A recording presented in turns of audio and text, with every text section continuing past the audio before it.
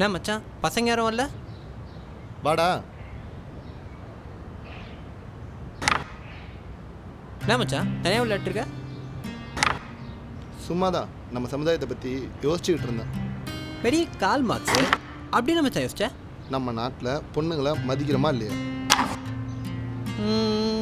மதிக்கிறோம்.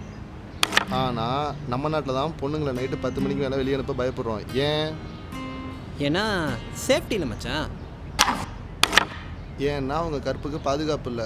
அப்படியே ரேப் அவனை பிடிச்சிட்டு போயிட்டு கோர்ட்டில் நிறுத்தினாலும் அவனுக்கு 18 வயசு கம்மியாக இருக்குன்னு சொல்லி ஒரு தையல் மிஷினை கொடுத்து வீட்டுக்கே அனுப்பிடுறாங்க. விளாடு. இதை பார்த்து நேற்று ஒரு 15 வயசு பையன் என்னை பார்த்து கேட்குறான், ஏன்னா ரேப் பண்ணால் தையல் மிஷின் இலவசமானு.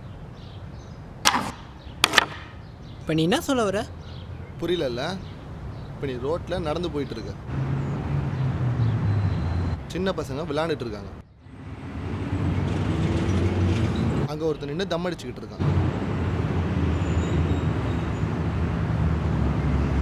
நீ என்ன பண்ணுவ?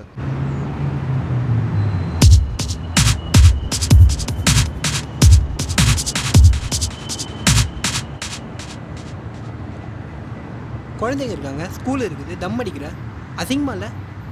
Sorry was. சே, இப்படிலாம் பண்ணணும்னு நினப்பேன், ஆனால் நிஜத்தில்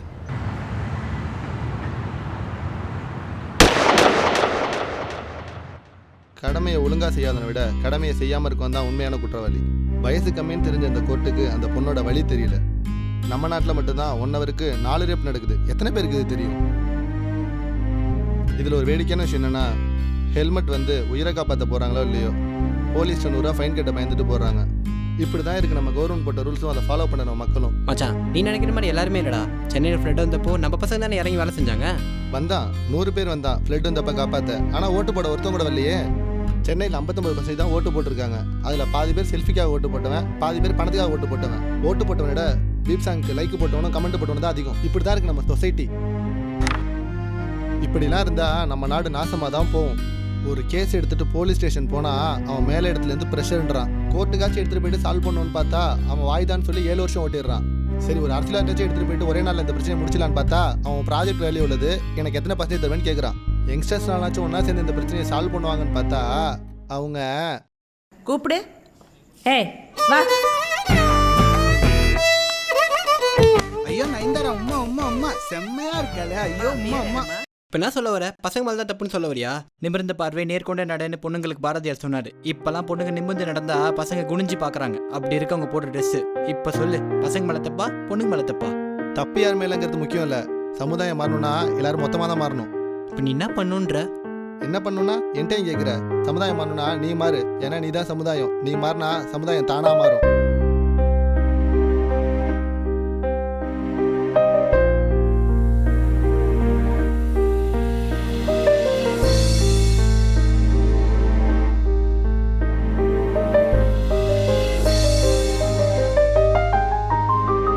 தேடி சோறு தினம் தின்று பல சின்னஞ்சிறு கதைகள் பேசி மனம் வாடி துன்பமிகு உழன்று பிறர் வாட பல செயல்கள் செய்து நரை கூடி கிளப்பருவமெய்தி கொடுங்கூற்று கிரையான பின் மாயும் பல வேடிக்கை மனிதரைப் போலே நான் வீழ்வேன் என்று நினைத்தாயோ?